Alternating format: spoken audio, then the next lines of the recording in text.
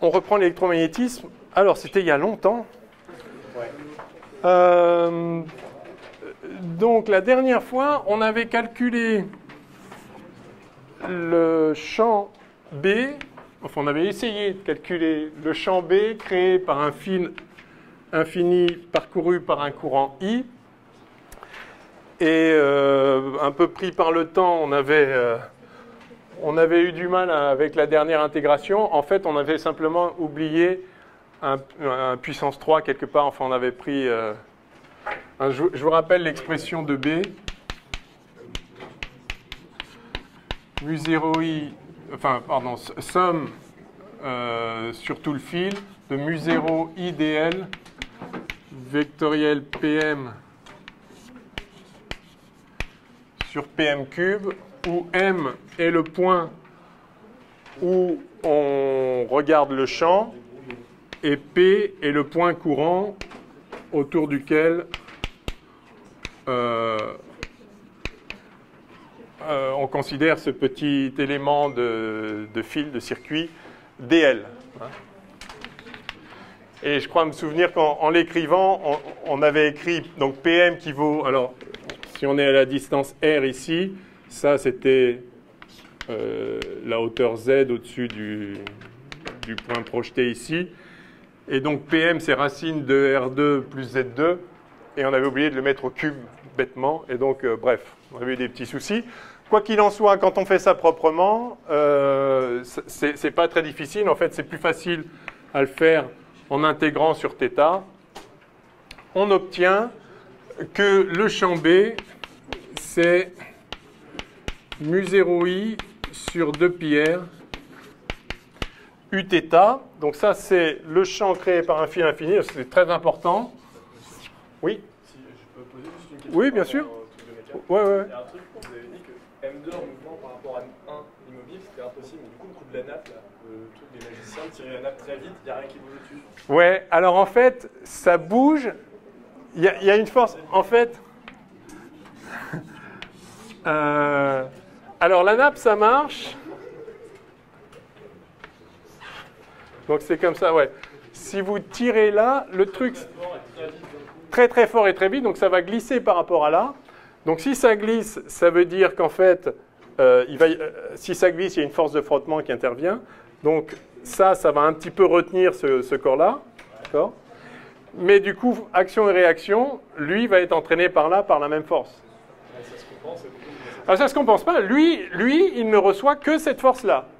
Donc il va bouger. Enfin, il a une accélération par là. Le truc, c'est que si vous faites vite, vous allez avoir cette accélération-là, produite par cette force, pendant pas longtemps.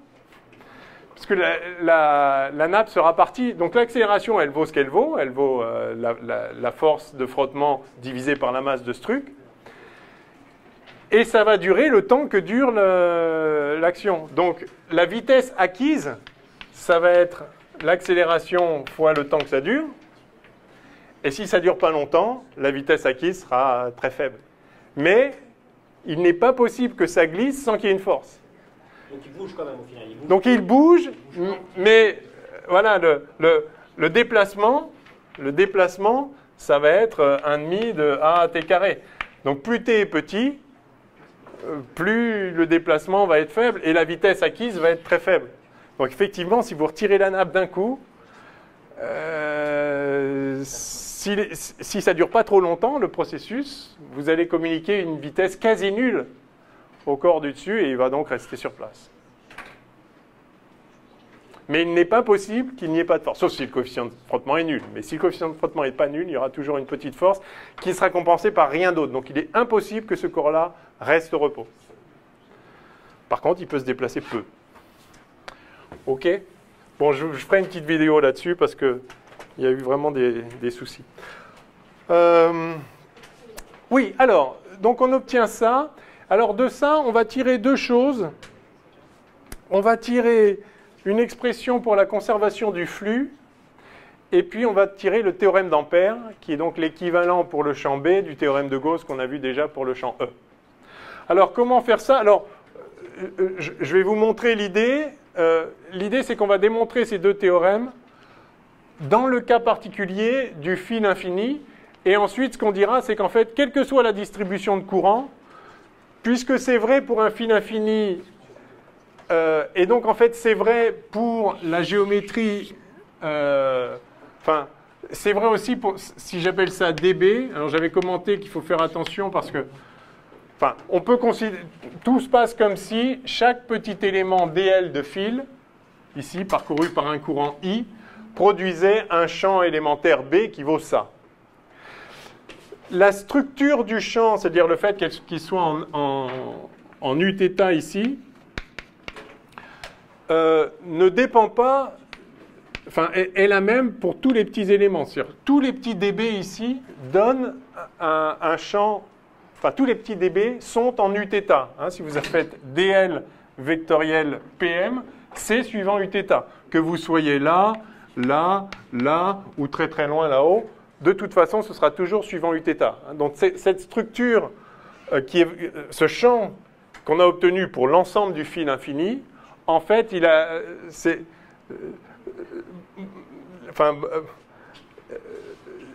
si on avait juste une petite portion de fil, ce serait pareil, à ceci près qu'évidemment, ce ne serait pas la valeur numérique ne serait pas identique. Mais ce qu'on va voir, c'est que on va démontrer donc, les deux théorèmes dont j'ai parlé pour ce champ-là, et après, on dira qu'en fait, quels que soient les circuits qui génèrent des champs B,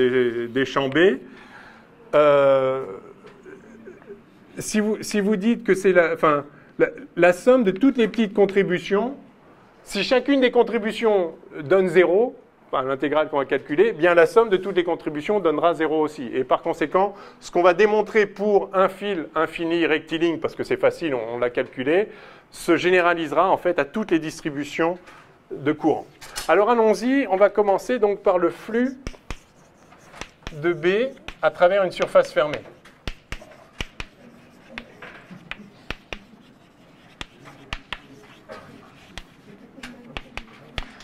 Alors on y va. Je vais prendre une surface fermée, sigma, hein, donc enserrée par, disons une surface qui enserre un volume, qui délimite un volume intérieur et extérieur, enfin, mais intérieur. Et je vais calculer le flux de B à travers cette surface. Alors, on va prendre le flux sortant comme toujours, par définition. De toute façon, on va trouver que ça fait 0, donc le flux entrant fait aussi 0 en l'occurrence. Donc, somme de B scalaire ds, je vais le noter ici, sortant. Et la question, c'est qu'est-ce que ça vaut, ça ? Eh bien, pour le découvrir, on va s'intéresser à des petits tubes de champ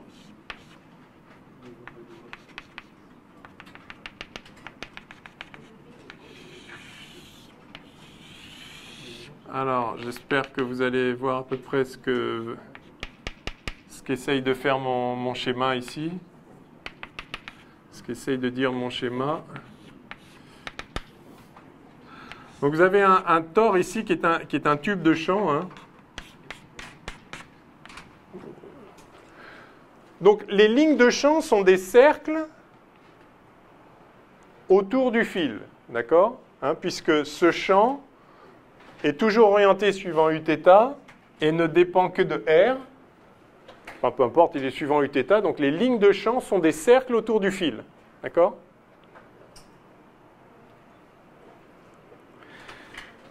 Si vous faites l'expérience avec la limaille de fer traditionnelle, hein, vous mettez un fil parcouru par un courant, enfin, vous le percez pour mettre un support autour, vous mettez de la limaille de fer et vous allez voir que elle s'organise, enfin, ça va tracer les lignes de champ circulaires. Donc vous avez des lignes de champ circulaires, par conséquent, si vous prenez un petit disque, bien, toutes ces lignes de champ vont engendrer un tube de champ, d'accord ? Et alors ce tube de champ, eh bien, il va rentrer quelque part dans la surface, là, et puis il va en sortir de l'autre côté. Et puisque le champ ne dépend que de R, eh bien, le flux entrant par ici et le flux sortant par là vont être égaux et opposés. Enfin, dans un cas, ça rentre, dans l'autre cas, ça sort, mais le B scalaire ds va être le même, puisque c'est le même tube, c'est la même section, d'accord ? Donc il y a autant qui rentre ici, enfin autant de flux qui rentre là que de flux qui sort là. Mais ceci est vrai partout en fait. Vous prenez un autre tube de champ, enfin,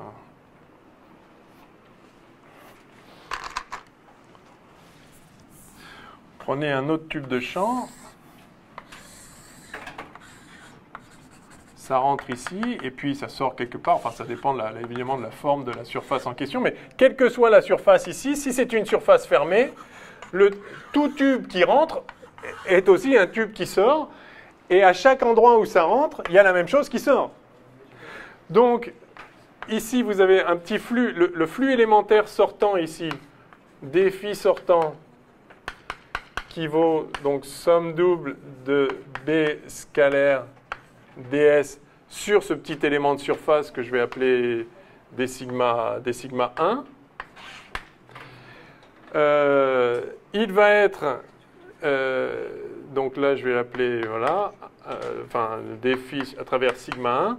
Et puis là vous avez dφ à travers sigma 2 sortant, à nouveau qui vaut somme double de B scalaire, je vais l'appeler ds2 à travers d sigma, bon, c'est pas la peine de mettre des trucs, à travers de d sigma 2, eh bien ça plus ça fait 0. Il y en a un qui est positif, l'autre qui est négatif. Alors lequel est positif? Si I est positif par là, c'est celui-là qui est négatif en sortant, puisque B va comme ça, donc le flux sortant est négatif, et celui-là il est positif. Si I est dans l'autre sens, c'est l'opposé, mais dans tous les cas, ce qui rentre et ce qui sort, c'est égal. Et donc, maintenant, donc ça plus ça égale 0, et puis ça plus ça égale 0, et puis celui-là plus celui-là égale 0. Si vous faites maintenant la somme de BDS sur toute la surface, chaque partie sera associée avec une autre pour laquelle le flux sortant est opposé, et donc la somme totale sera nulle, tout simplement. D'accord? Donc, quelle que soit la surface sigma, surface fermée, quelle que soit sigma, la somme sur toute la surface de B scalaire ds sur toute la surface fermée ici, alors je note sortant, mais c'est pareil que rentrant en l'occurrence, parce que justement ça vaut 0. Donc ça c'est une propriété tout à fait fondamentale. Donc c'est explicite ici à nouveau pour un élément ici, enfin pour un fil infini. Maintenant, si vous avez en fait un champ qui est généré non pas par un fil infini, mais par n'importe quel circuit, eh bien en fait, chaque petit élément de circuit va vous donner un flux. Donc maintenant, imaginez, ça va devenir horrible là au tableau, mais imaginez que vous avez un circuit comme ça, je sais pas, dans lequel passe un courant. Alors, on parle de courant permanent. Par conséquent, c'est que des circuits fermés, mais enfin, peu importe. Chaque petit dl ici, eh bien, va générer un champ B, va contribuer à un champ B qui va avoir un petit bout de surface qui rentre et un petit bout de... Enfin, les tubes de champ associés à ce petit dl vont être orientés d'une certaine façon, pas de la même façon que ce petit dl-là, ni que ce petit dl-là, mais pour chacun de ces petits dl, la somme du flux sortant du champ généré par ce petit dl est nulle. Et donc c'est vrai pour ce petit bout-là, pour ce petit bout-là, pour ce petit bout-là, vous allez sommer des zéros partout et ça fera 0 évidemment. Hein, d'accord ? Qu'est-ce qui nous garantit que le champ résultant de cette distribution de courant soit en sur R aussi? Alors il ne l'est pas, mais chaque petit élément fait un champ qui a les bonnes propriétés qui font que la somme du dB scalaire ds à travers sigma de celui-ci, là, ça fait 0. Et puis après, vous avez la somme de... Là, vous avez un autre dl. La somme du dB scalaire ds de celui-là, maintenant, ça fait aussi 0. Et puis la somme du dB scalaire ds de celui-là, ça fait aussi 0. Et donc, finalement, la somme de tous, ça fait 0 aussi. Mais le champ B, il peut être très compliqué. Mais n'empêche, si vous faites la somme de tout ce qui sort de la surface fermée, ça va être la somme de tout ce qui sort et qui est produit par lui, plus la somme de tout ce qui sort et qui est produit par lui, plus la somme de tout ce qui sort et qui est produit par lui, par lui, par lui, par lui. Chacun fait 0, la somme de 0 autant de fois que vous voulez, ça va faire 0. D'accord ? Donc au bout du compte, au bout du compte, on a démontré, alors un peu avec les mains sur la dernière partie, pour l'écrire, enfin, c'est parfaitement propre pour un fil infini. Sinon, c'est ce que je vous ai dit là, qu'il faut prendre en compte chaque petite contribution, et chaque petite contribution donne bien 0. Donc, ceci démontre que, quel que soit le champ B produit par n'importe quelle distribution de courant, et quelle que soit la surface fermée à travers laquelle on regarde le flux sortant, on trouvera toujours 0. Et maintenant, si vous vous souvenez le théorème de Green-Ostrogradsky, vous vous souvenez que le flux sortant n'est rien d'autre que, alors donc de B scalaire ds sortant à travers sigma, ça c'est égal à la somme triple sur le volume enserré par la surface en question de div de B scalaire, pas scalaire, fois des taux, le petit élément de volume, vous intégrez sur le volume ici. Par conséquent, quel que soit sigma, ce truc-là vaut 0. Donc, quel que soit le volume sur lequel vous intégrez, l'intégrale de div de B vaut 0. Donc, quel que soit V, somme triple de div de V des taux égale 0 sur V. Et par conséquent, div de B égale 0.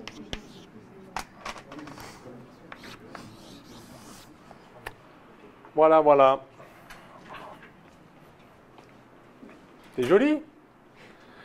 Donc div de B égale 0, voilà une nouvelle équation de Maxwell. En toutes circonstances, la divergence de B est nulle. Et alors, c'est vrai, là on fait que de la magnétostatique, mais c'est vrai aussi en magnéto non statique, magnétodynamique. Alors, si vous mettez ça en parallèle avec ce qu'on avait obtenu pour le champ E, vous vous rappelez que pour le champ E, on avait divergence de E qui était égale à ρ sur epsilon 0, hein, qu'on avait tiré à partir de l'expression même du champ créé par une charge, et ça c'était l'équivalent du théorème de Gauss en version intégrale. Vous voyez ici qu'on avait la densité, donc la divergence de E, c'est la densité de charge électrique sur epsilon 0.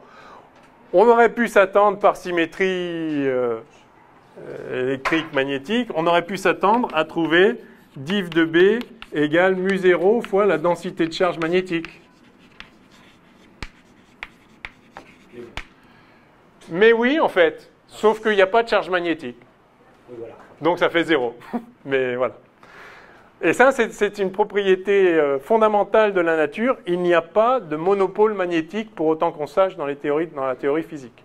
Il y a des monopoles électriques, c'est des charges, et il n'y a pas de charge magnétique pure. Un aimant, c'est un dipôle magnétique. Donc on n'a que des dipôles, on n'a pas de monopôle magnétique. Donc en fait, l'équivalent de ça pour le champ B, c'est ça. Et donc, c'est lié au fait que le flux sortant de n'importe quelle surface est nul. Et on dit que le champ B est un flux conservatif. Alors, qu'est-ce que ça veut dire? Je vais effacer ça là maintenant.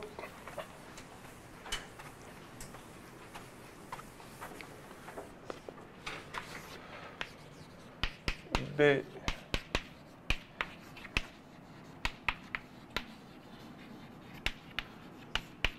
est un flux conservatif. C'est bien de connaître cette expression parce ça s'entend et ça s'emploie souvent. Ça ne veut dire rien d'autre que ça, sous la forme intégrale que donc le flux sortant à travers une surface est 0. En particulier, si vous appliquez ça à un tube de courant, donc application de somme double de BDS à travers une surface fermée à nouveau, égale 0. Au cas particulier d'un tube de champ. Alors un tube de champ, c'est quoi à nouveau? C'est une surface qui s'appuie sur les lignes de champ magnétique.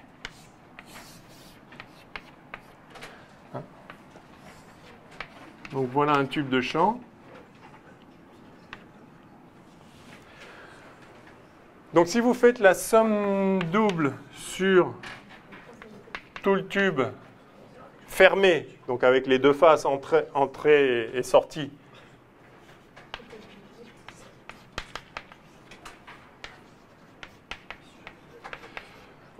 donc de B scalaire ds.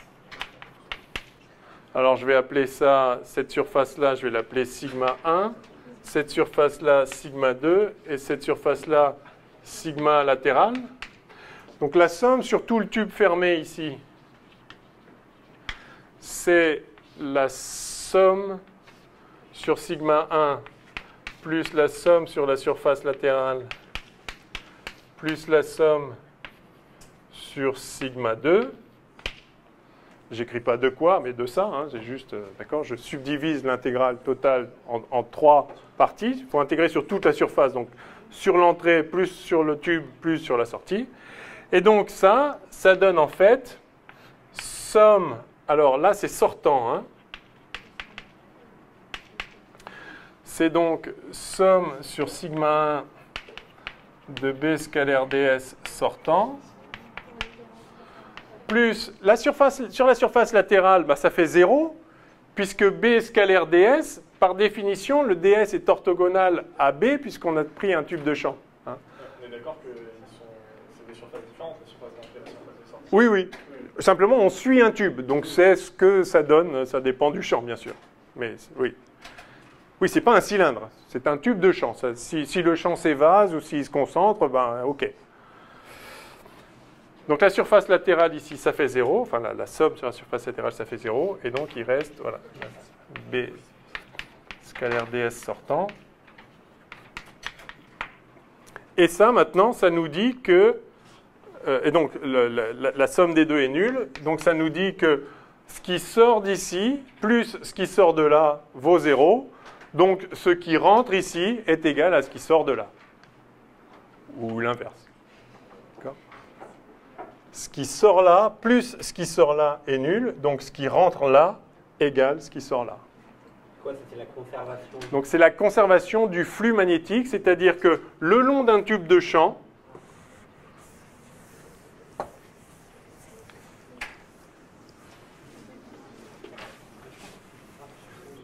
je vais l'écrire en toutes lettres, le long d'un tube de champ B,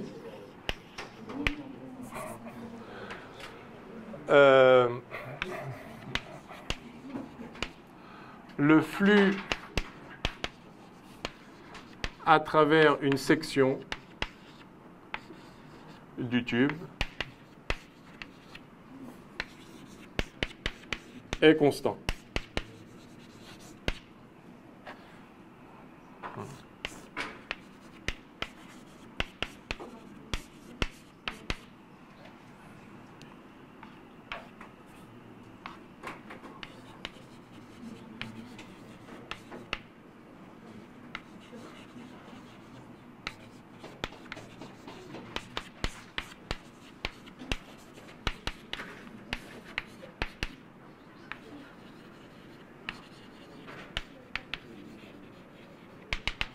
OK ? Ouais.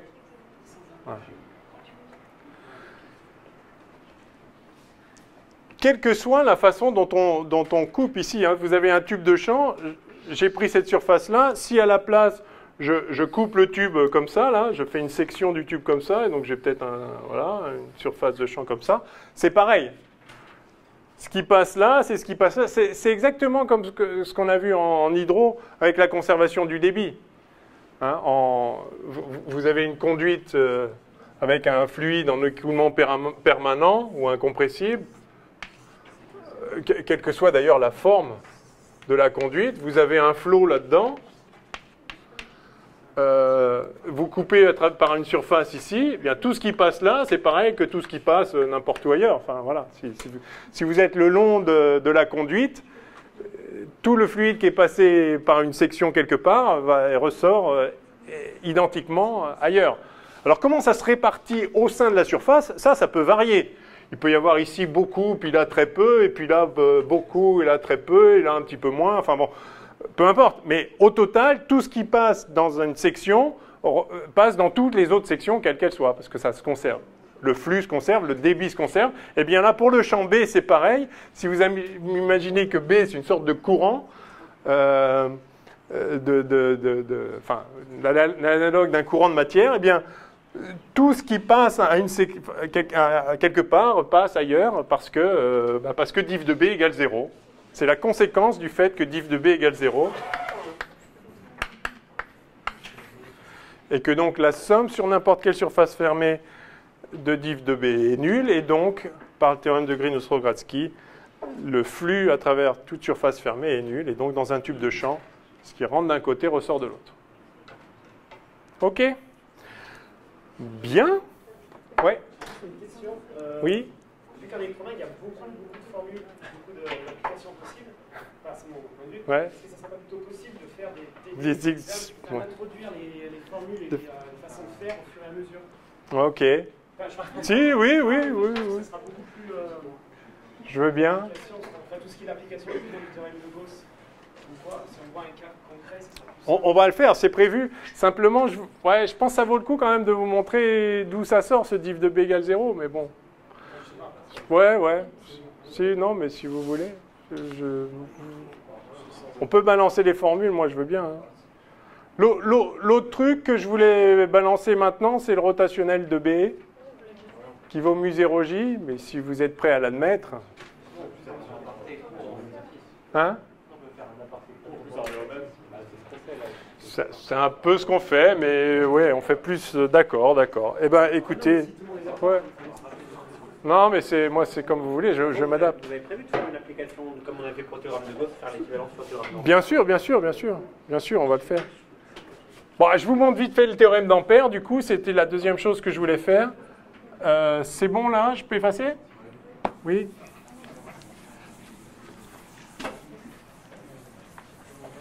Je pense que c'est important de voir d'où viennent les équations de Maxwell quand même. Mais je suis d'accord qu'on est toujours pris par le temps, donc c'est un peu difficile de doser. Donc théorème d'Ampère. Il nous reste combien de séances pour les 5, 6 avec celle-là, je crois. Non, c'est ça, on en a fait 2 en fait. Je crois que c'était 8 au départ. On en a fait 2. On a quand même encore un peu de temps. J'essaie de balayer un peu tout, mais c'est vrai que je vais peut-être un peu trop dans les détails. Alors, théorème d'Ampère. Donc, là, l'idée, c'est de calculer la circulation de B le long d'une courbe orientée, d'une courbe fermée orientée. Donc, vous prenez une courbe, gamma. Alors cette courbe est fictive, hein. Enfin n'importe quelle courbe orientée, elle n'a pas besoin d'être matérialisée par quoi que ce soit. Hein. Ce n'est pas un circuit avec un courant qui passe, c'est une courbe dans l'espace. Vous l'orientez, c'est-à-dire vous dites dans quel sens vous tournez, et vous calculez ce truc-là qui s'appelle donc la circulation de B le long de gamma, de la courbe en question. C'est son nom.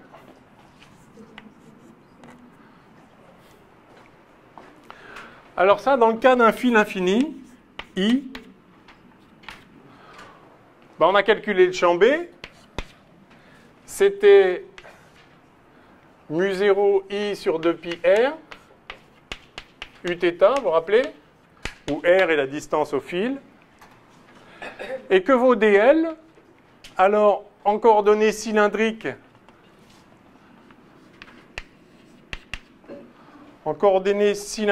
comment on exprime dl? Petite révision de mécanique.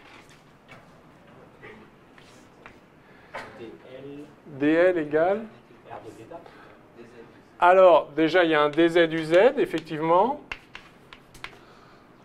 plus dr-ur, plus r dθ uθ.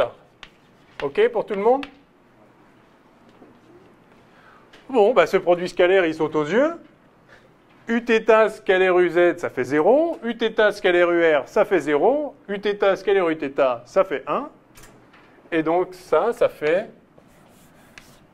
somme sur gamma de mu0i sur 2pi r fois R dθ, c'est-à-dire les R s'en allant mu0i sur 2pi, somme double. Voilà, donc ça, je vais le sortir d'ailleurs, ça fait mu0i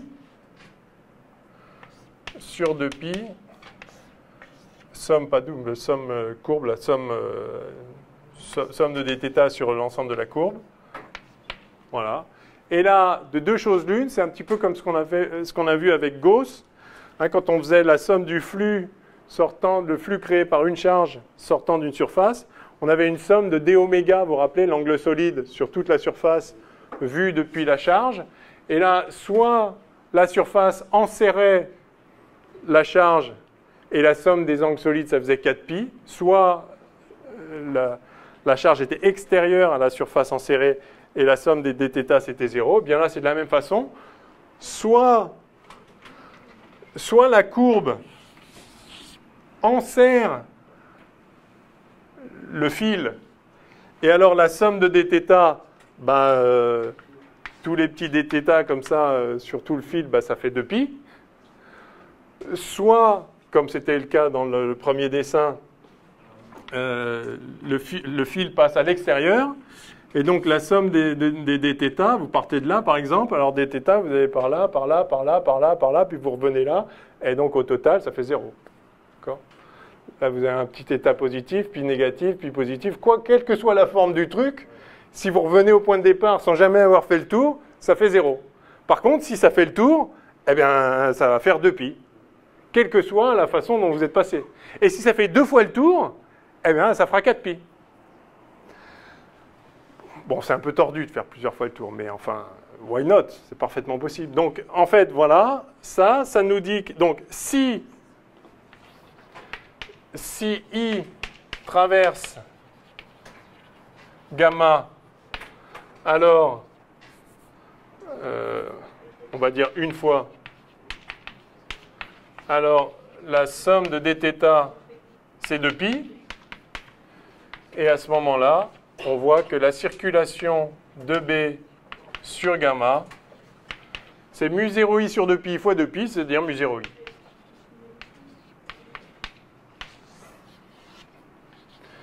Si I ne traverse pas gamma,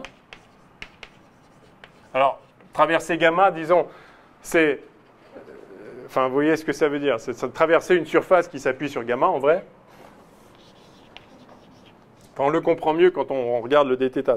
Est-ce que faire les dθ, ça nous fait tourner autour de I ou pas? C'est ça que ça veut dire en fait. Eh bien, la somme de dθ vaut 0, et donc somme de B scalaire dl égale 0 sur gamma. Voilà, et donc le théorème d'Ampère, le voici. Ça, on l'a vu pour un fil, on aurait pu le voir pour un petit élément de fil, et maintenant, si vous avez plein de circuits qui passent partout, peu importe, tout ce qui va compter pour savoir ce que vaut cette circulation de B le long de la courbe, c'est combien il y a de fils qui traversent, quelle est la quantité de courant qui traverse. Les courants qui ne traversent pas, ils comptent pour du beurre, et le courant qui traverse, il compte pour mu0i. D'accord ?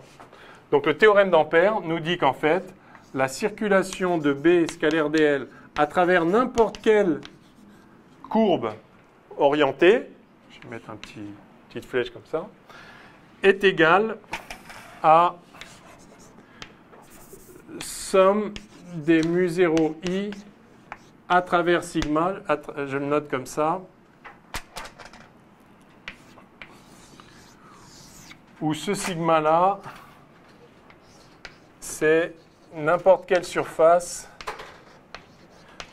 quelconque, orientée, donc s'appuyant sur gamma,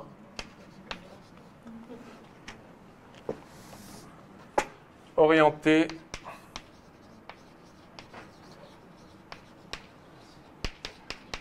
en conformité avec gamma. Et orienté en conformité, c'est comme on a déjà vu à chaque fois avec la règle du tire-bouchon. Hein. Si gamma est orienté comme ça, alors la surface doit être orientée dans le sens qui va bien. Hein.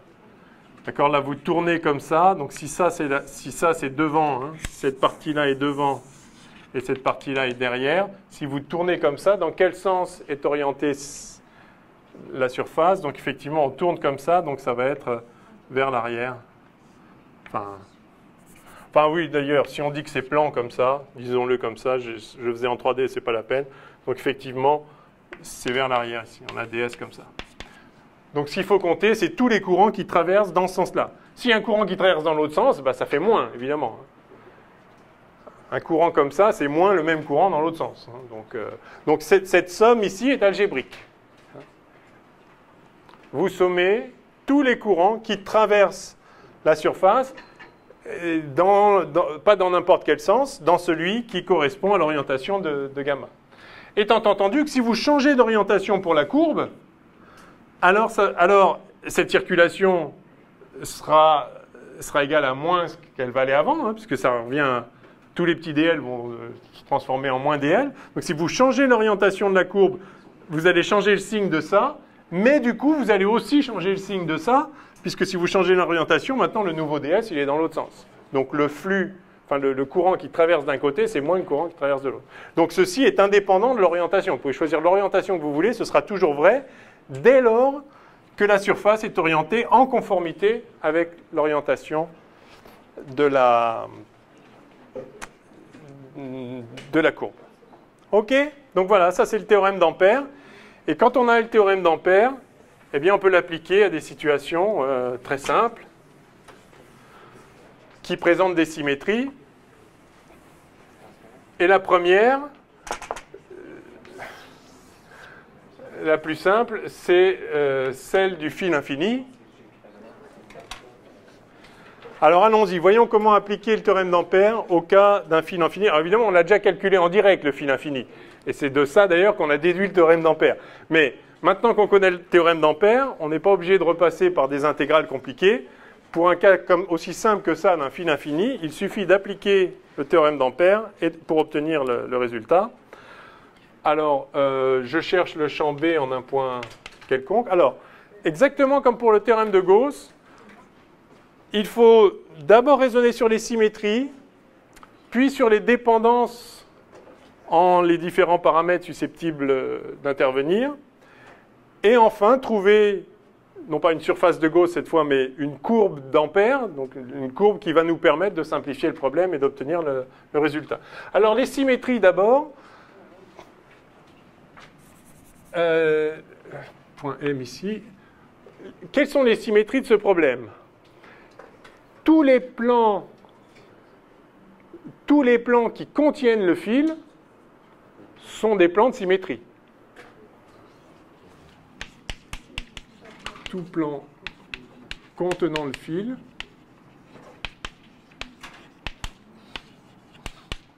est plan de symétrie.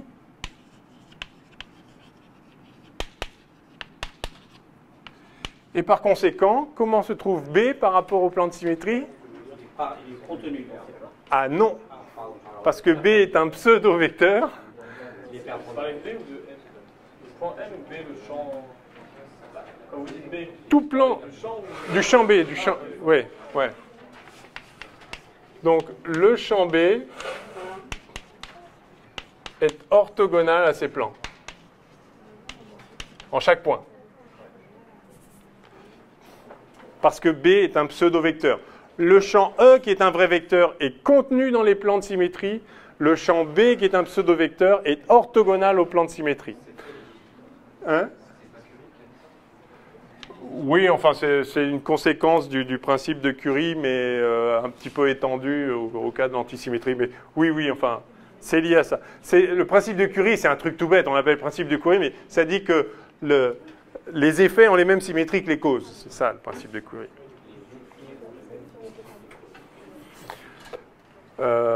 Donc, si vous avez une distribution de charge qui est symétrique, le champ produit va être symétrique aussi. Si vous avez une distribution de charge qui est antisymétrique, le champ produit va être antisymétrique. Donc ça, c'est pour un champ E vectoriel. Maintenant, pour un champ qui est pseudo-vectoriel, comme il y a une histoire d'orientation lors d'une symétrie dans un plan un vecteur, un vrai vecteur, se transforme en son opposé. Enfin, pardon, en son symétrique. Donc, voilà un plan de symétrie, ce vecteur-là se transforme en ça.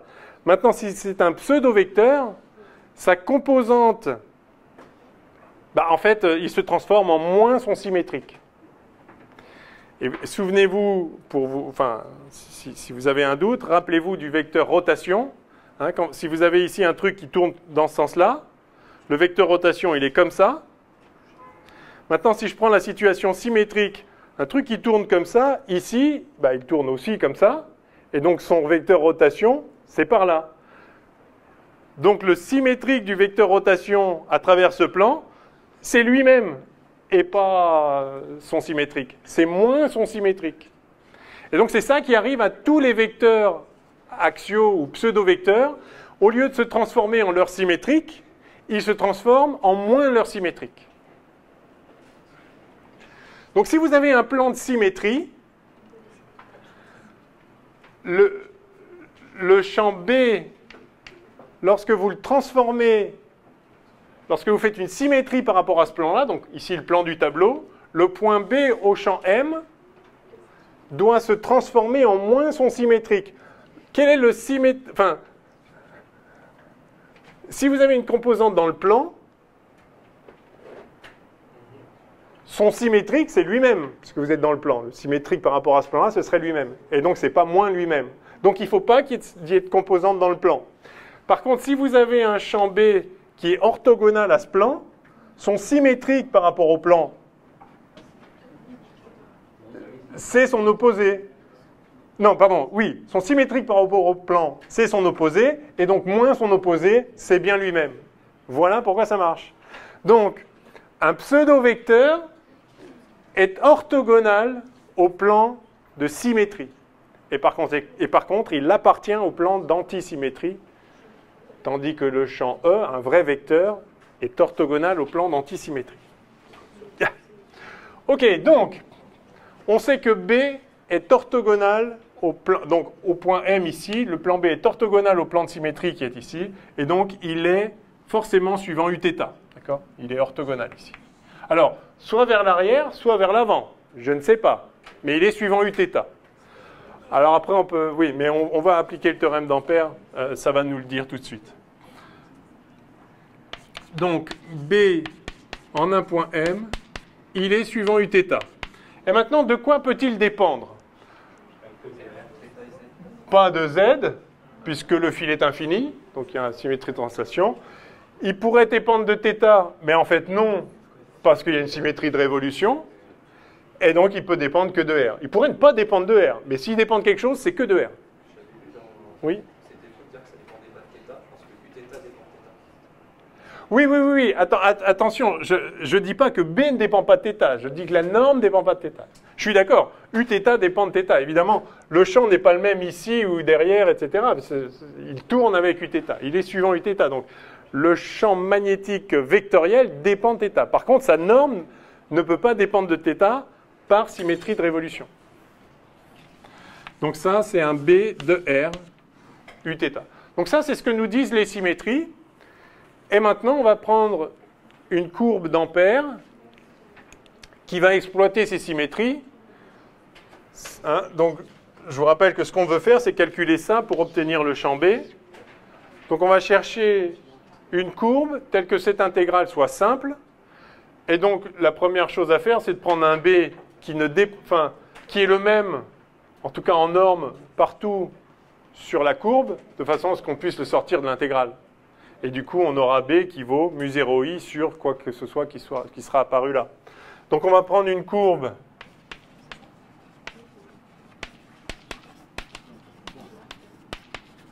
qui va être simplement un cercle de rayon R. Donc, le voilà, je le fais un peu en 3D là, voilà. Alors, on l'oriente dans le sens que vous voulez. Dans quel sens ? Vers le tableau. C'est-à-dire comme ça? Donc comme ça? C'est ça? Bon, c'est d'accord.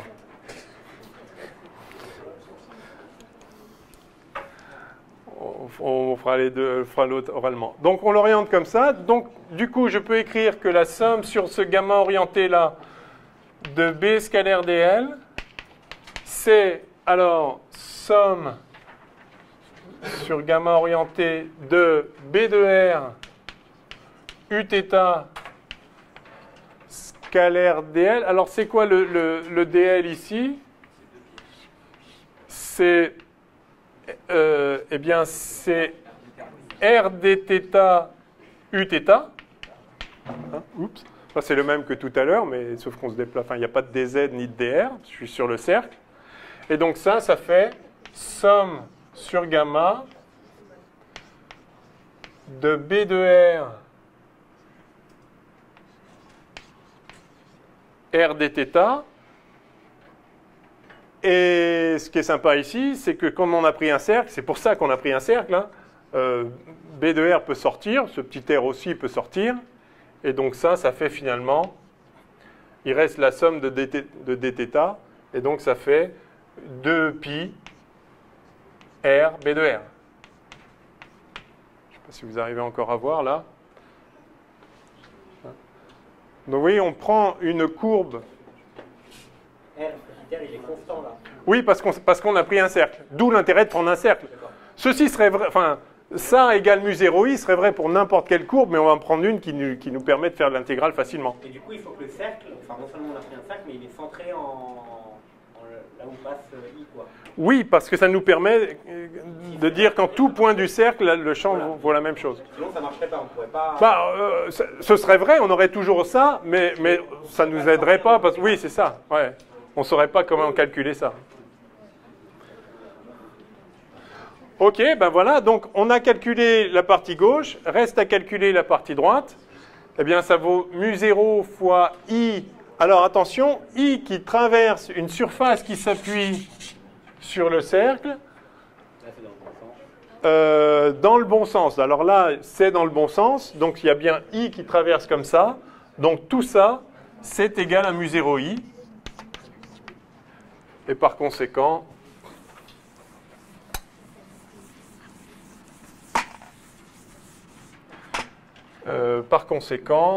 eh bien, on a B de R qui vaut mu0i sur 2πr. Et donc finalement, B au point M, c'est mu0i sur 2πr Uθ. Voilà, donc on retrouve très rapidement, à partir du théorème d'Ampère, et sans faire d'intégrale, puisque justement on a utilisé la propriété générale, on retrouve la valeur du champ créé par un fil infini.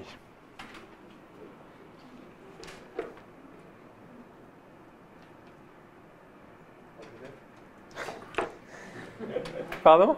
C'est les bagages qui sont... Non, pas encore, pas encore. Je croise les doigts. Non, mais... C'est une excuse en fait, on a grillé. Non, pas du tout, non, pas du tout. Ouais. Non, mais j'ai... Il y a un truc qu'il ne veut pas nous dire. Non, si. Non, c'est juste que, en vrai, j'ai très bon espoir parce que j'ai eu des... Enfin, apparemment, ils l'ont trouvé, mais tant que je ne l'ai pas dans les... Vous ne voulez pas nous faire de faux espoirs, hein. Voilà, c'est ça, mais je suis pas trop... J'étais très inquiet hier soir. Je suis beaucoup moins inquiet ce matin, enfin, depuis ce matin, mais bon. Tant que je les ai pas en main, Après, il voilà. faut les corriger. En plus. Ah ouais, là, ce serait bon, ça. Non, mais normalement, c'est dedans, il n'y a pas de souci. Non, mais j'ai bon espoir. Même jusqu'à quand pour faire une opération? J'ai bon espoir, mais il faut encore qu'ils arrivent du Japon, donc Ah oui, mais c'est leur retrouver ils l'ont retrouvé là-bas. D'accord. Il y a eu un transfert là-bas qui s'est mal passé, mais ils ont retrouvé le truc, donc je pense que c'est bon. Mais enfin, On les aura après le vrai capé, c'est ça. non. J'espère que je les aurai vite. Mais... Semaine avant. Donc j'ai bon espoir. Enfin, voilà. Faut pas vendre la peau de loup. Tant que je l'ai pas sous la main, Mais hier soir, j'ai vraiment flippé. Je me disais, non, là, ça va pas le faire. Non, pour les CAPES, sinon, bon, après tout. Non, tous les trucs importants, genre ordinateur, tout ça, je l'avais avec moi. Donc, le seul truc un peu précieux, c'était vos CAPES blancs.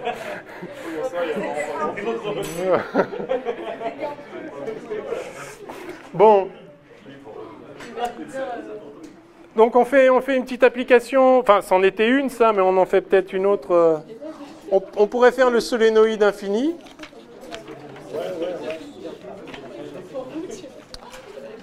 Et puis après on fera on va faire. En fait, je vous distribuerai d'autres feuilles mercredi. Non? Donc là.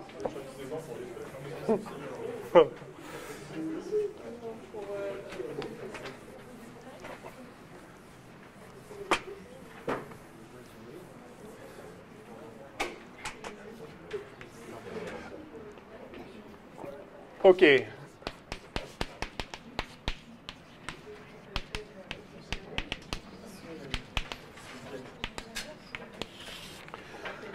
Alors, on va prendre un solénoïde cylindrique infini. Ah, c'est un exercice à la Wanegen.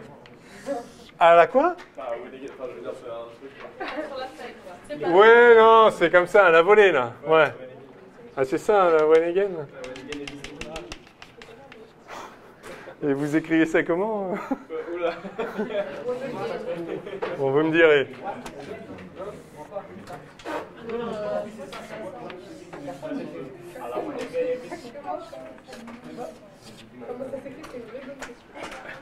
Bon, ça va, ça me rassure, je suis pas le seul ignorant dans la salle. Bon.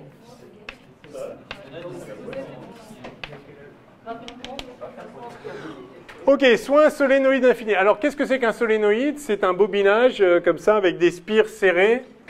Donc, vous avez un fil électrique et vous le faites, vous le bobinez autour d'un cylindre, enfin, autour de ce que vous voulez, mais là, en l'occurrence, c'est un cylindre.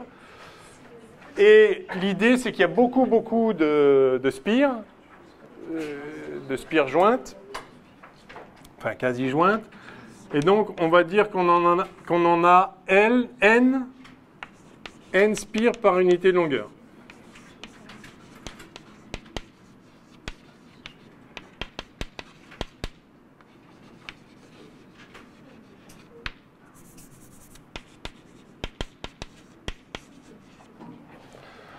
Alors que si vous avez une longueur grand L, vous avez un nombre de spires qui vaut n fois grand L.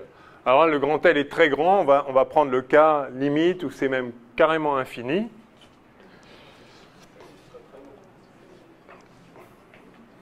Ce qui revient à dire qu'on se met loin des bords en fait. Hein. Et que du coup, il y a une symétrie de translation le long de l'axe. Qu'on soit là ou là, si le truc est très très long, ça ne change pas grand-chose. Hein, donc on va dire que rien ne dépend de, je ne sais pas, j'appelle cet axe X par exemple. Bon, enfin, dans l'exercice, il est infini, et puis après on verra comment appliquer ça. Alors, on va appliquer le théorème d'Ampère, bien sûr. C'est un exercice d'application du théorème d'Ampère. Donc, on va commencer par les symétries, et puis les dépendances, et puis après, on va trouver une bonne surface qui va bien. Ok, alors, tout plan qui contient l'axe, tout plan contenant l'axe est un plan, alors, d'antisymétrie ou de symétrie? Antisymétrie, on est d'accord. Hein?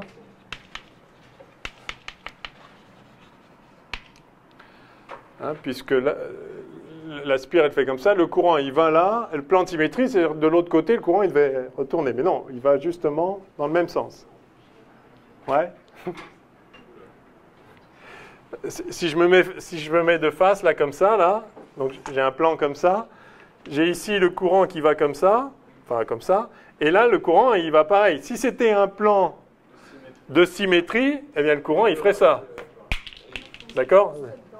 Donc, c'est exactement l'opposé du symétrique, c'est ça l'antisymétrique. C'est futé. Donc, vous ne vous trompez pas, hein. Ça, c'est un plan, enfin, donc, ça, c'est donc un plan de symétrie. perpendiculaire, il est ici. Donc il appartient. Donc si c'est un, pardon, c'est un plan d'antisymétrie, voilà, donc B est dans ce plan. Il est dans ce- Donc B appartient à ce plan. Je vais noter pi A. Pi A pour plan d'antisymétrie. Ok, mais il reste encore deux directions. Ben, là, on ne peut pas conclure, parce que s'il appartient... Bah, il est dans ce plan, ouais. Ouais, mais la seule possibilité pour quel que soit le plan, il appartient à ce plan, c'est qu'il soit selon... Ah non, non, non. Non. Non, non, parce que quel que soit ce plan, mais en chaque point, si vous voulez, le champ en ce point-là, bah, vous n'avez qu'un plan qui contient X et ce point-là. Ah oui, d'accord, ouais. Alors, par contre, ce que vous avez dit s'applique à tous les points de l'axe. Si vous êtes sur l'axe, alors là, tous les plans qui contiennent l'axe contiennent l'axe. Et donc, B est dans tous ces plans-là, et donc B est le long de l'axe. Mais uniquement pour les points de l'axe. Donc ça, effectivement, ça permet de conclure que sur l'axe, le champ B, il est dirigé le long de l'axe. Soit dit en passant, si vous n'avez pas un solénoïde infini, peut-être on calculera après, tiens, le champ créé par juste une spire, parce que c'est instructif pour d'autres raisons aussi. Là, de la même façon, vous avez le plan qui contient l'axe, qui est un plan d'antisymétrie, et par conséquent, le champ B est dans ce plan. Alors, il est vrai que sur l'axe, le champ, il est comme ça, et hors de l'axe, le champ, il n'est pas du tout dirigé suivant l'axe. En fait, vous savez sans doute, le champ créé par une spire, ça fait un truc comme ça. D'accord? Ça fait un champ dipolaire. Ça, c'est un parfait dipôle. Ça, c'est un dipôle. Une spire, c'est un dipôle magnétique. D'accord? Et là, c'est pareil, pour le solénoïde infini, en fait, alors on va montrer qu'effectivement, c'est parallèle à l'axe quand on est dedans, mais en fait, sur le bord, là, les lignes de champ, elles vont s'évaser quand même. Et comme on le considère infini. Mais comme il considère infini, ce ne sera pas le cas. Enfin, donc je retourne à l'exercice proprement dit. B est dans le plan. Ouais, mais ça ne suffit pas. Enfin, dans tous les plans qui contiennent X. Il y a une infinité de plans symétriques qui sont perpendiculaires à l'axe. Oui. Alors voilà, ça c'était un plan d'antisymétrie, mais maintenant il y a des plans de symétrie qui sont ces plans-là. Un plan perpendiculaire à l'axe, lui pour le coup il est plan de symétrie. En considérant que les spires sont tellement jointives que on néglige le pas de l'hélice. Sinon, ce n'est pas tout à fait vrai, mais voilà. D'ailleurs, ça montre la limite de ça. Ce n'est vrai que si les spires sont suffisamment jointives. Si elles ne le sont pas tout à fait, il va y avoir des petites distorsions.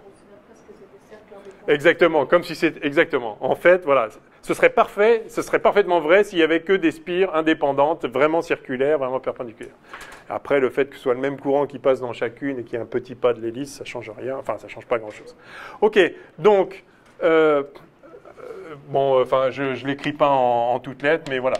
On a un plan de symétrie qui est le plan orthogonal à l'axe, et donc, B étant un pseudo-vecteur, pardon ? Voilà, B est perpendiculaire au plan de symétrie, et par conséquent, B est suivant UX. Alors B, c'est un B de X, Y, Z, ou de X, R, θ, UX. Enfin, j'ai appelé X comme ça, mais bon. J'aurais pu l'appeler Z, se mettre en coordonnées cylindriques habituelles, entre guillemets, mais... Ok, donc les symétries nous ont permis de dire que le champ B était parallèle à l'axe, et ceci, du coup, n'importe où. Qu'on soit dedans, dehors, où qu'on soit, le champ B est suivant UX. Bien. Alors maintenant, de quoi ça dépend en norme? Bah, ça ne peut pas dépendre de θ autour de l'axe parce qu'il y a symétrie de révolution. Ça ne peut pas dépendre de X parce que c'est infini. Et donc, ça ne peut dépendre que de R, la distance à l'axe. Donc, en fait, on a B égale B de RUX.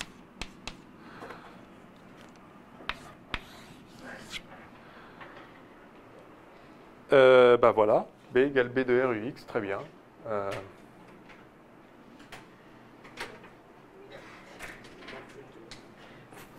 Ouais. Vous voyez, sans rien écrire, juste les symétries, on sait que B s'écrit comme ça. Alors maintenant, on va appliquer le théorème d'Ampère à une courbe d'Ampère bien choisie. Alors, qu'est-ce que vous suggérez? Une courbe d'Ampère pour pouvoir écrire que somme de B scalaire dl le long de la courbe est égale à mu0 I qui traverse sigma qui s'appuie sur la courbe. Un carré comme ça. Oui, alors on va exploiter les symétries. Donc on va essayer de prendre des courbes soit à R égale constante ou orientées suivant UX ou orthogonales à UX, de telle sorte que le scalaire dl, ça fasse 0. Ou alors juste, voilà, bêtement la longueur en question. Donc c'est assez naturel de prendre des courbes qui sont des rectangles comme ça, quoi. Ouais.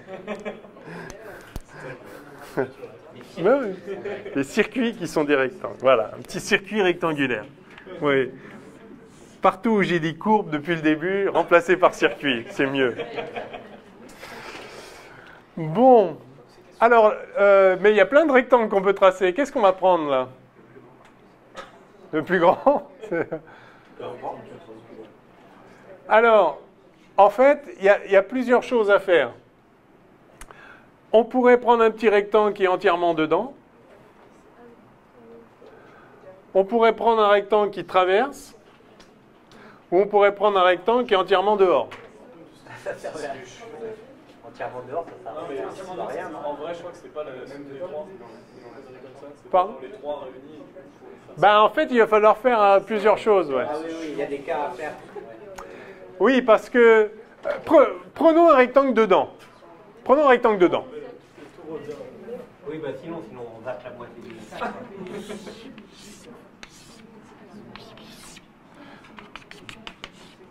Dedans, il n'y aura rien. Donc je prends un rectangle dedans, on l'oriente dans quel sens? Je peux aller comme ça, j'en sais rien. Ok, alors je vais appeler ça A, B, C, D. Et je calcule la circulation de B. Alors allons-y.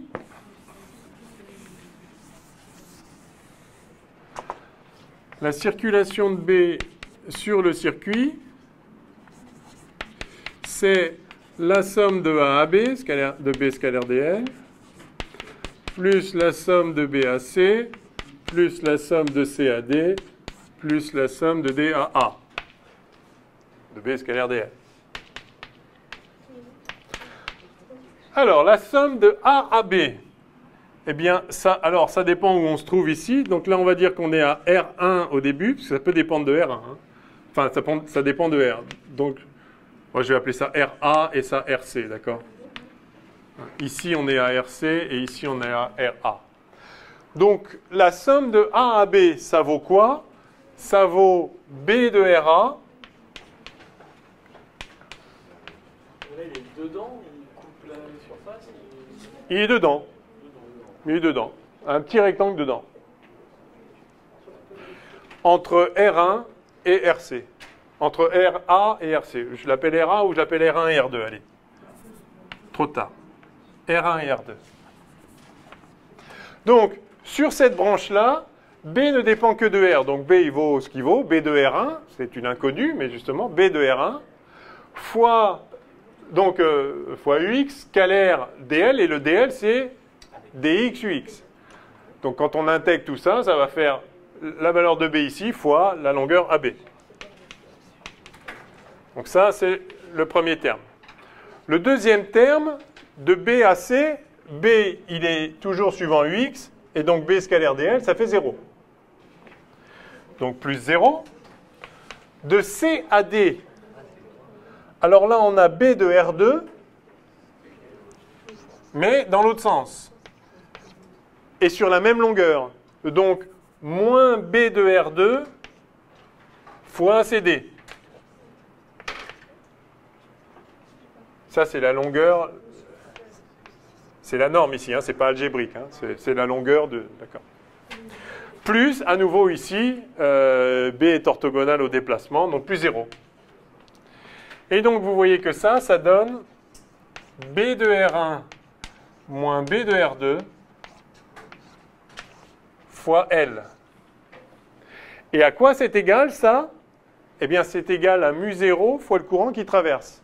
Quel est le courant qui traverse ce petit carré, là? 0. Il n'y a rien qui traverse. Donc, ceci est égal à 0. Et par conséquent, B de R1 égale B de R2.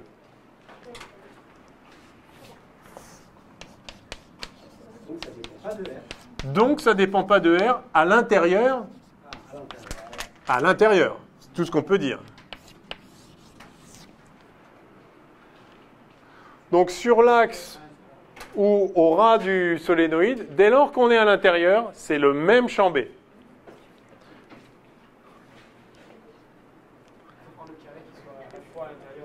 Voilà, c'est ça. Et maintenant, il va falloir prendre un carré entre l'extérieur et... Voilà.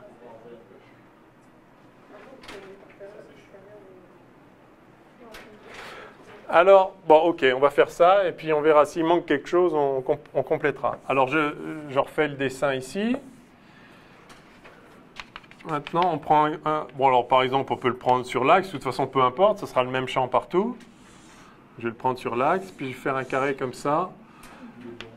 À nouveau, un espèce d'ABCD, là, voilà, pareil. Je l'oriente aussi comme ça, bon, why not? Et ici, j'ai le rayon R.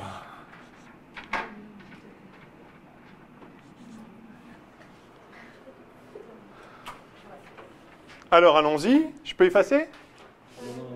Vous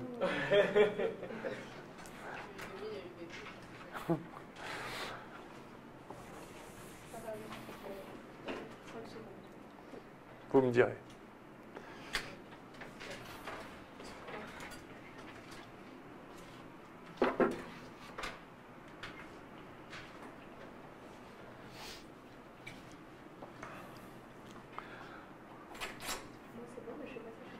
C'est bon? Je peux effacer ça? Oui? Non? Ouais, ça doit être bon. Ah ouais, non mais là, il y a de l'abus, là. Bon alors, on y va. À nouveau, c'est pareil, somme de AB plus somme de BAC plus CAD plus DA. Donc là, ça fait, je vais l'appeler B intérieur, puisque maintenant je sais que n'importe où dedans, c'est B intérieur, de toute façon. Donc ça, c'est égal à B intérieur fois la longueur L. J'appelle ça toujours la longueur L. Plus de BAC, ça fait à nouveau 0. Plus de CAD, ça fait à nouveau... Ah non, pardon. Donc de CAD, ça va faire moins B de R fois L. Pareil, hein, c'est exactement le même principe. Plus 0, voilà.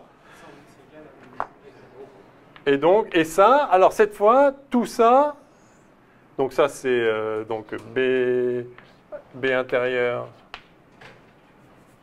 moins B de R fois L, et ça c'est égal à... Ouais, alors c'est égal à... Alors combien de fois? Alors d'abord... Ouais. Le nombre de spires qui passent, alors elles passent vers nous, les spires. Hein. On a dit qu'on l'orientait comme ça, vu le dessin. J'aurais pu prendre l'autre choix, hein, mais enfin on a pris celui-là. Donc effectivement, là, alors est-ce que c'est à compter positivement ou négativement?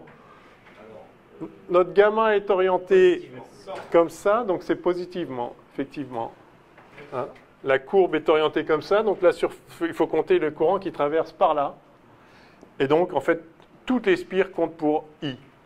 Il y a I qui rentre là, I qui rentre là, I qui rentre là. Et donc, il y en a combien? Si j'ai N spires par unité de longueur, pour une longueur L, j'ai N fois L spires. Donc ça, c'est égal à N... Alors, pardon, à mu0 déjà, puis N fois petit l fois I. Voilà, le théorème d'Ampère.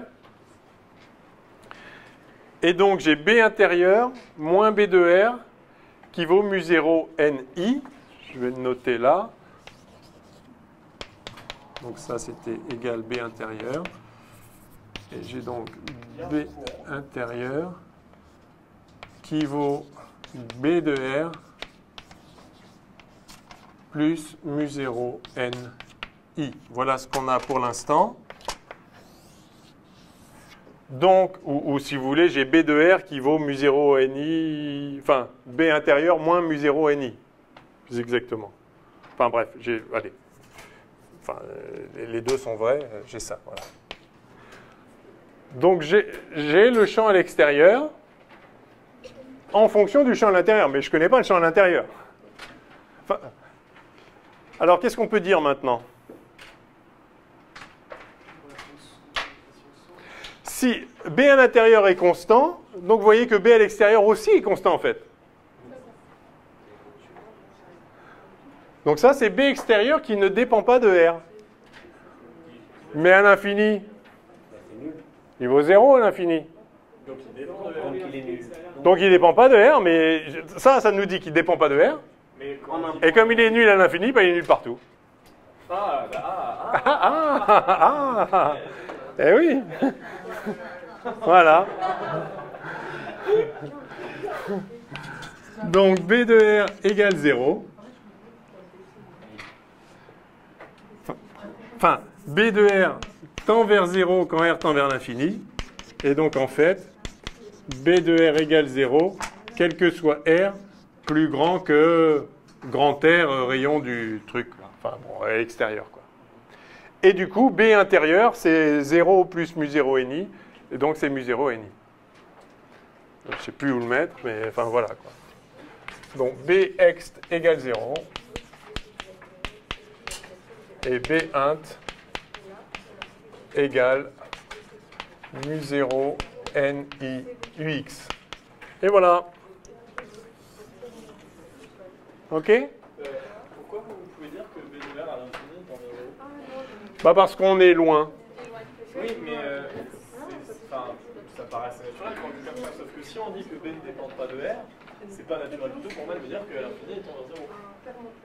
C'est pas naturel qu'ici, il tende vers 0. Non, mais même, Même à l'infini. même si à partir du moment où moi je dis le truc qui ne dépend pas de R, pour moi le fait qu'on soit l'infini, ça n'a pas de. Il ne vaudrait pas plus 0 que ailleurs pour moi. Ah non, il vaut pas plus 0, il vaut exactement pareil. Non, mais voilà, mais Et c'est 0. Du coup, j'arrive pas à comprendre pourquoi, pour vous, B de R à l'infini, ça vaut 0. Alors, pourquoi B de R à l'infini vaut 0? Parce que le champ B créé par une portion de courant I, ça décroît en 1 sur R2. Donc ça dépend de R. Ça décroît en 1 sur R2, mais si R tend vers l'infini, ça tend vers 0. Alors attention, par contre, les sources, il y a une infinité de sources. Alors c'est là, alors, vous vous rappelez, on a calculé le champ E créé par un plan infini. D'ailleurs, vous allez me rappeler le résultat. Oui? Je vais effacer là. Non, le champ E créé par un plan infini. Un plan infini. Sigma. Ça, il faut le savoir par cœur. Hein. Enfin, ça se retrouve avec le théorème de Gauss trivialement, mais ça nous donne sigma sur 2 epsilon 0 en haut, et puis évidemment sigma sur 2 epsilon 0 en bas. Et c'est indépendant de R. C'est indépendant de R, et là, par contre, on ne peut pas dire, ouais, bah, à l'infini, on est très loin, donc ça fait 0. Pourquoi on ne peut pas le dire? Parce qu'effectivement, le champ E créé par un petit bout ici, ça décroît en 1 sur R2, ça c'est sûr. Oui, mais le plan, il contribue de partout. Et c'est en surface. Donc, si vous tracez un cercle ici de rayon R, la surface qui va contribuer, elle aussi, elle croît en R carré. Donc il y a une compensation entre le 1 sur R2, c'est la contribution très faible de ce qui vient de loin, mais il y en a beaucoup qui vient de loin. Et ce qui vient de loin, ça croît en R2, alors que le truc décroît en 1 sur R2, et donc ça ne s'annule pas. Mais ici, le champ B, il décroît aussi en 1 sur R2, mais la portion qui contribue, elle ne croît pas en R2, ce n'est pas une surface, c'est juste une ligne. Donc elle croît en R. Hein, vous voyez, c'est la longueur de la source du champ B, enfin, c'est linéique, c'est pas surfacique. Donc, quand vous augmentez R, ce qui va contribuer ici, ça augmente proportionnellement à R, puisque vous en prenez de plus en plus, mais ça décroît en 1 sur R2, et donc ça finit par tendre vers 0. Ah bah le champ B, E, c'est 1 sur 4 pi epsilon 0, somme de ρ des taux sur R2, et B, c'est mu 0 sur 4 pi, somme de I dl, sur R2 aussi, vectoriel PM sur PM cube. Enfin, là, c'est pareil. Là, c'est, si vous voulez, ça, c'est PM. Et il manquait, d'ailleurs, il manquait le vecteur unitaire hein, sur PM cube, voilà. Les taux, hein, d'accord? Donc, à chaque fois, c'est en 1 sur R2. Le champ, enfin, ça, c'est Biot et Savart, ça, c'est Coulomb. Donc, le champ, les charges créent un champ en 1 sur R2. Toujours. Enfin, les charges créent un champ en 1 sur R2 et les courants créent un champ en 1 sur R2. D'accord, mais vous n'êtes pas d'accord avec moi? C'est un peu bizarre de dire que à l'infini, donc quand R tend vers l'infini, F, B vaut 0, alors qu'on vient de dire que ça ne dépendait pas de R. Ben, ce qui est sûr, c'est qu'à l'infini, ça vaut 0, puisque la contribution de chaque point décroît en 1 sur R2. Alors certes, il y a de plus en plus de points qui contribuent, si vous voulez, mais ça croît en R, le nombre de contributions croît en R, et chacune décroît en 1 sur R2. Donc R sur R2, donc c'est proportionnel à R divisé par R2, donc c'est proportionnel à 1 sur R, donc à l'infini, vous avez 0. Ça, c'est naturel. Maintenant, le fait que ça ne dépende pas de R vous dit que du coup, partout, ça vaut comme à l'infini, donc 0. Ce qui est étrange, c'est pourquoi ici, il n'y a pas de champ du tout. On ne sent pas le champ alors qu'il y a du courant partout. C'est assez troublant, c'est presque magique. Juste à l'intérieur du solénoïde, on a un champ qui vaut ce qu'il vaut, mu0 ni. Et juste et donc ça, c'est le champ qui est créé par toute la distribution de courant. Et là, on a l'impression qu'on est quasiment au même endroit. On est juste de l'autre côté, et d'un seul coup, le champ est nul. Ça, c'est magique. Et donc, il y a une discontinuité à la frontière. Alors, de même qu'on avait vu que sur un plan infiniment chargé, on a une discontinuité qui vaut sigma sur epsilon 0. À chaque fois qu'on traverse une surface chargée, le champ E a une discontinuité de sigma sur epsilon 0. De même, à chaque fois qu'on traverse une surface de courant, on a une discontinuité du champ B qui s'exprime de la façon suivante. Et donc ça, c'est important de le noter. Le sigma sur epsilon 0 pour le champ E, on l'a vu, ça sort d'où?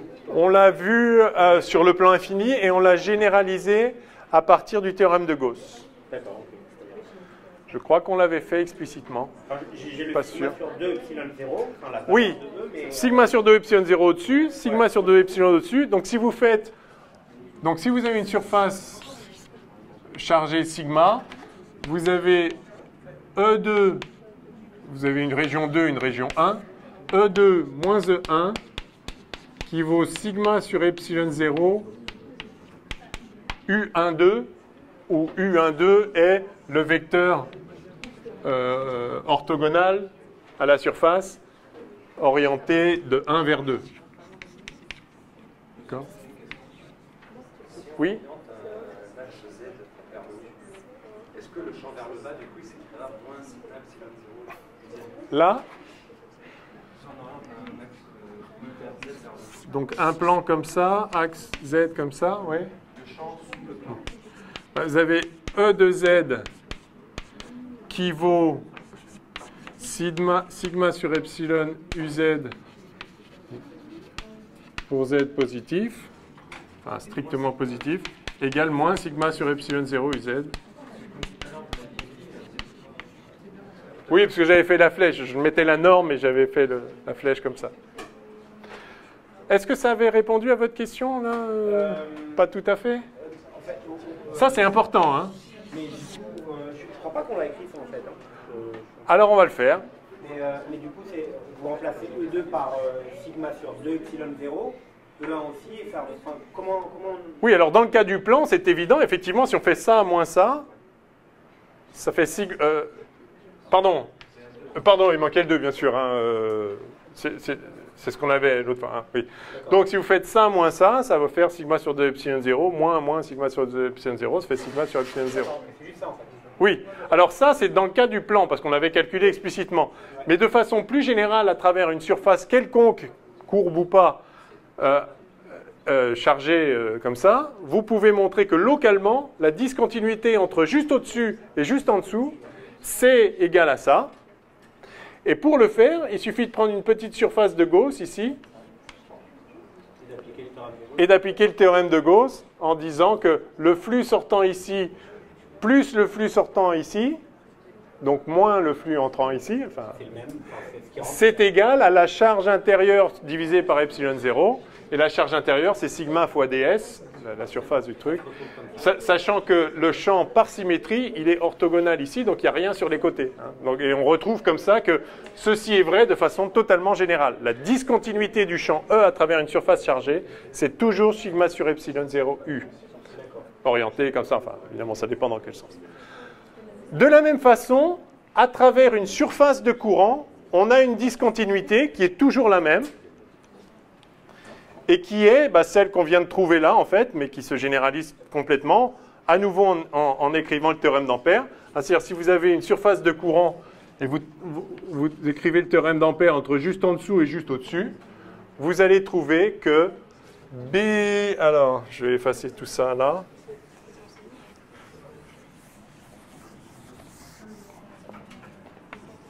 Vous allez trouver que B2 moins B1, c'est égal à mu0 J surfacique vectoriel U12. Alors je vais juste vérifier les signes parce que c'est, en gros c'est ça, mais alors,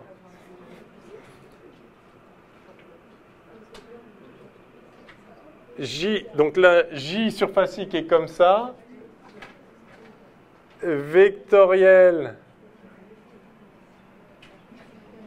Donc, si j'appelle 2 au-dessus et 1 en dessous, donc U12, c'est de 1 vers 2.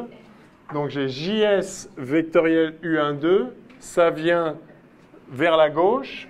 Et donc, on a bien 0 moins vers la droite. Voilà, donc c'est ça. Donc, ça marche. Je vérifiais juste l'orientation.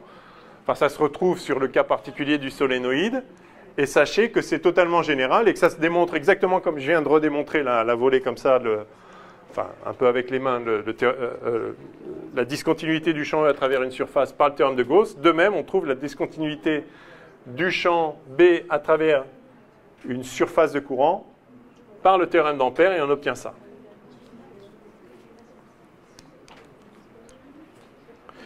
Bien, soit dit en passant sur ce solénoïde-là, le fait que ça ne dépende pas, enfin à l'extérieur, ça ne dépende pas d'où on se trouve aussi, on peut le retrouver en prenant une petite, un circuit d'Ampère qui est entièrement extérieur. À ce moment-là, on aura le champ B ici fois la longueur plus 0, plus le champ B ici fois la longueur, donc enfin avec le signe moins plus 0, égale mu0 fois le courant qui traverse, et il n'y a rien qui traverse, donc égale 0. Et donc on trouve à nouveau que le champ ici et le champ là, c'est le même. Hein. OK? Donc le point clé, c'est qu'à l'infini, ça tend vers 0, tout simplement parce que le champ décroît en 1 sur R2 et qu'il n'y a rien qui soit proportionnel à R carré qui puisse compenser ça.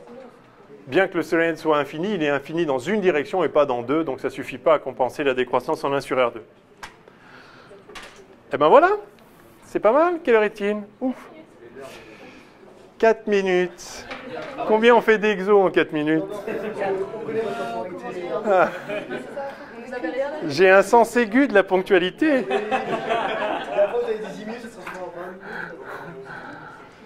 Vous voulez dire qu'on va faire l'exploit de finir en avance? Oui. Ça fera une moyenne avec le reste. Oh. Ok, ça annule le reste. On est sympa. Ouais, c'est vrai, là je m'en sors bien en fait. Ok, pas de questions sur ça, non? C'est bon? Ah, non, si, il y a juste un... Ah oui. C'est quoi la suite, monsieur? C'est quand qu'on a 11, c'est quand qu'on a pas 11, c'est quand qu'on a 12, c'est quand qu'on a 12. Ah oui, alors, je crois que c'est tout. Non, donc là, c'est moi en fait jusqu'à Noël. D'accord. Et la première semaine de janvier, c'est François Gallet. Donc on reprend les ondes à ce moment-là. Ouais. Le 7 et le 9, ou le 9, je sais plus, le 8 et le 10, enfin bref. Et après, c'est à nouveau moins. Ça débat sur tout ce qui était diffusion de particules et de... Ouais, C'est qui sont chargés? bonne question. En fait, j'avais un peu commencé à le faire l'autre fois, mais lui, il a dit quoi?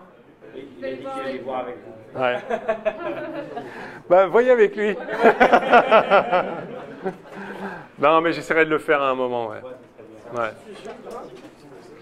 Loi de Fick et tous ces trucs-là. On avait un petit peu commencé l'autre fois. Et puis, et la diffusion... Hein? Ben, quand on a commencé les champs de grandeur vectorielle, là, qu'on a retrouvé la divergence, vous vous rappelez? On y était presque, et puis finalement, on a été entraîné ailleurs, et voilà. Il me semblait que je voulais vous dire encore un truc là-dessus. Ah, oui. Oui, parce que, juste, on a toutes les équations de Maxwell maintenant, mais il y en a une qu'on n'a pas explicitée, en fait. Donc, on a vu div de E égale ρ sur epsilon 0. Ça, c'est le théorème de Gauss qui nous dit que somme double de E scalaire ds sur un truc fermé, c'est la charge intérieure sur epsilon 0. Ensuite, pardon, ici c'est sur epsilon 0. On a vu div de B égale 0, et ça nous dit que le flux sortant de B est nul, donc on dit que B est un flux conservatif, 0. Ensuite, on a vu ρ de B. Ah ben c'est ça qu'on n'avait pas fini. Ah ben voilà. Voilà. On l'a pas en fait. Il me semblait qu'il fallait qu'on le fasse. Donc, on a le théorème d'Ampère. Ça y est, c'est fini. Non, mais c'est vraiment fini. Somme de B scalaire ds. Ah mais si, je l'ai écrit. Égale mu0j. On l'a fait. Ça va pas bien, moi. Oui, avec Green... Non, mais non, c'est le théorème de Stokes, mais on l'a pas écrit. On va écrire ça encore. Non, on l'a pas fait. On les avait écrits tout au début, mais pour les... Ah oui, mais... Voilà. On a ça. Alors, théorème de Stokes. Encore appelé Stokes-Ampère. Pour se souvenir que c'est ça qui est équivalent au théorème d'Ampère. Donc, somme de mu0, machin... ça. Donc ça vaut mu0i. Et ça, c'est effectivement, c'est égal à l'intégrale double sur n'importe quelle surface qui s'appuie sur gamma orientée de la même façon de ρ de B scalaire ds. Très important. Théorème de Stokes, encore appelé Stokes-Ampère, parce qu'une fois qu'on l'associe au théorème d'Ampère qui nous dit que par ailleurs, ceci est égal à mu0i, ça c'est les lois de l'électromagnétisme, ça c'est mathématique, c'est n'importe quel champ B, sa circulation sur une courbe, c'est égal au flux de son rotationnel à travers une surface qui s'appuie sur gamma, et orienté en conformité avec, avec la bonne orientation. En bref. Ça, c'est un théorème mathématique, c'est toujours vrai. Comme par ailleurs, d'un point de vue physique, le rotationnel de B, la circulation de B, c'est égal à mu0i, et que I, c'est le courant qui traverse, et donc c'est la somme de J scalaire ds, où J est le vecteur densité de courant. C'est une densité volumique ou surfacique? Volumique. Parce que c'est fois ds, c'est la surface. Ah oui, mais c'est scalaire ds. On a une densité de courant qui traverse une certaine surface, une certaine section. Ça, c'est ce qu'on a vu déjà en électromagnétisme, un peu. Donc, du coup, on a ça qui vaut ça. Et par conséquent, on a somme double sur sigma de ρ de B moins mu0j scalaire ds qui est égal à 0. Et ceci, quel que soit sigma, puisque le théorème d'Ampère est vrai, quel que soit le circuit. Donc, quelle que soit la surface sur laquelle on prend le flux de ce vecteur-là, le vecteur ρ de B moins mu0j, un vecteur, le flux de ce vecteur à travers n'importe quelle surface, c'est 0 tout le temps. Et donc, le vecteur en question, il est nul lui aussi tout le temps.